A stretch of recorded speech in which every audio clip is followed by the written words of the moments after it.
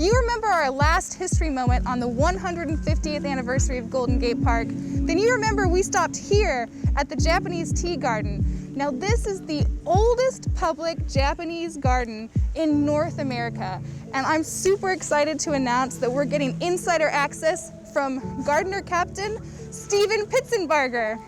So buckle up, because we're going inside for this episode of Western Neighborhoods Project History Moment, brought to you by Joey Yee.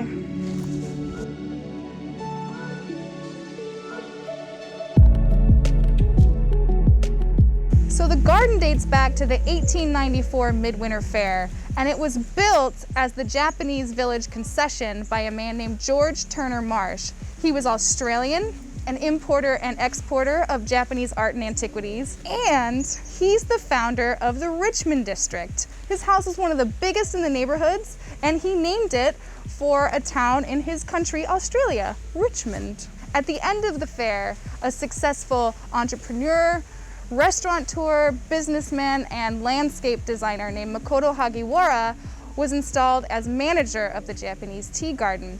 He built a home here for himself and his extended family in 1910, and he slowly expanded the acreage of the grounds, importing art and statuary and birds and fish into the gardens. Let's bring Steven back to show you some of the original features from the Midwinter Fair and some other parts of the tea garden that connect with the Hagiwara era.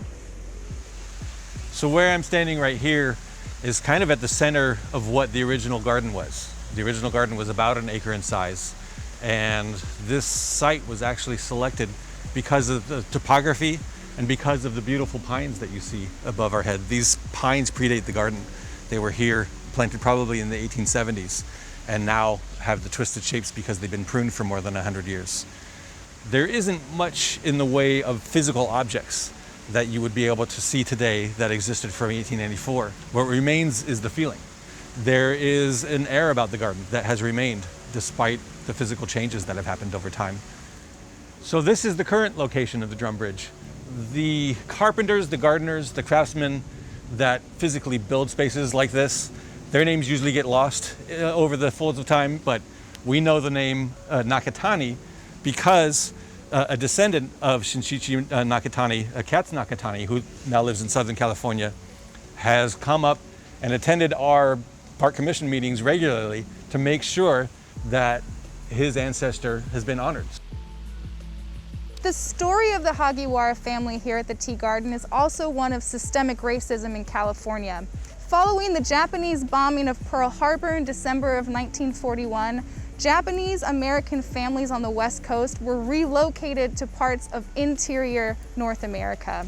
The Hagiwara family were forcibly removed to Tanforan Assembly Center. That's where the Tanforan Mall is today, to give you some points of reference. They wouldn't return to San Francisco until after October 1945.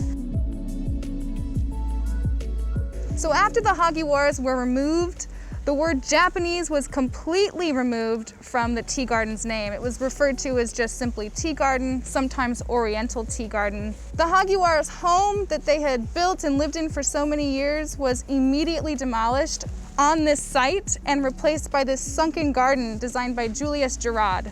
When the family returned to San Francisco in the 1950s, they actually sold many of their possessions at auction, and they used the proceeds for that, at least part of it, to buy a home in the Richmond District, where the family still lives today.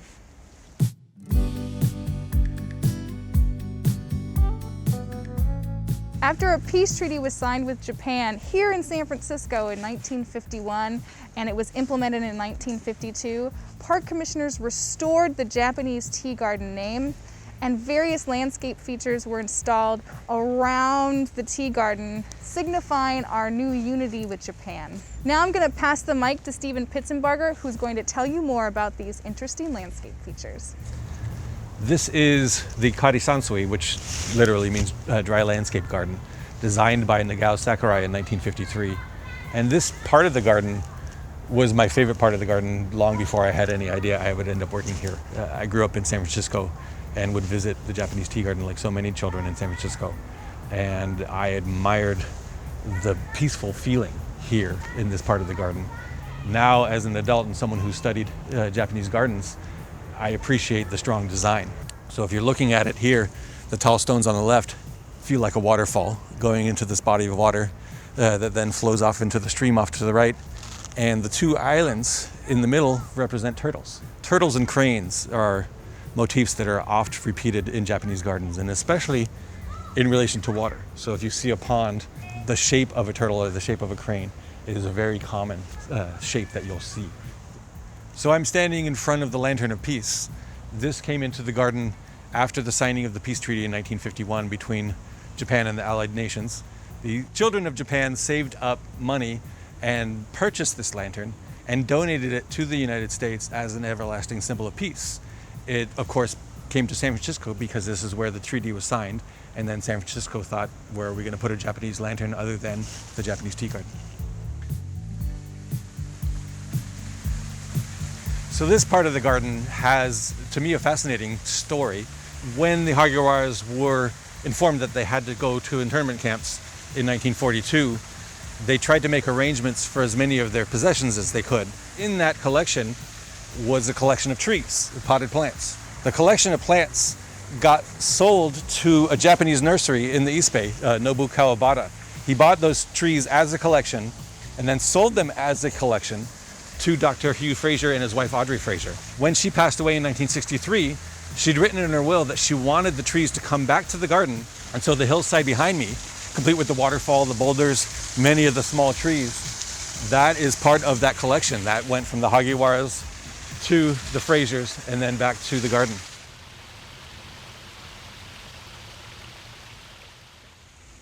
In 1974, a plaque designed by local sculptor Ruth Asawa was installed in the garden.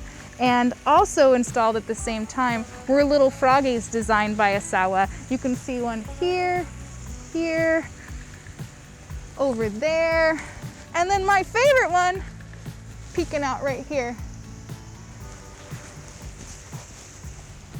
Okay, the building that I'm standing in front of now is what we refer to as the Temple Gate. The Temple Gate is under renovation. You can see all the blue tape and the primer on it. It's in the process of getting painted.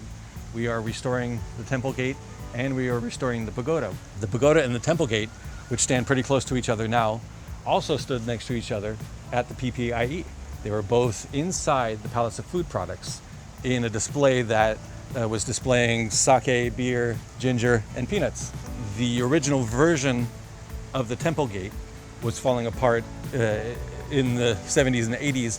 It was torn down and replaced in 1985, but now it's getting painted again. So hopefully the structure will stand for many generations to come.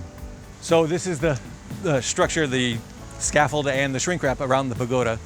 The shingles will be replaced, it'll be stabilized, and then it'll get painted and it'll look brand new again. And we are still in the process of raising funds for this entire project. So if you want to be a part of that effort, you can join the San Francisco Recreation and Park Department, the Parks Alliance, and the Friends of the Japanese Tea Garden by going to saveourpagoda.com. This is our Buddha here. This was cast in 1790 in Japan. It ended up in San Francisco as part of the Gumps department store. And then Gumps donated it to Rec and Park, and in 1949 it made its way into the Japanese tea garden. Some of my favorite pictures of this statue, there's a woman with hair about this high. Then I've got another picture of the band, the Doors, all sitting on the Buddha. If you're part of the public, don't sit on Buddha. No, it's not good. Well, this feels like the right place to stop.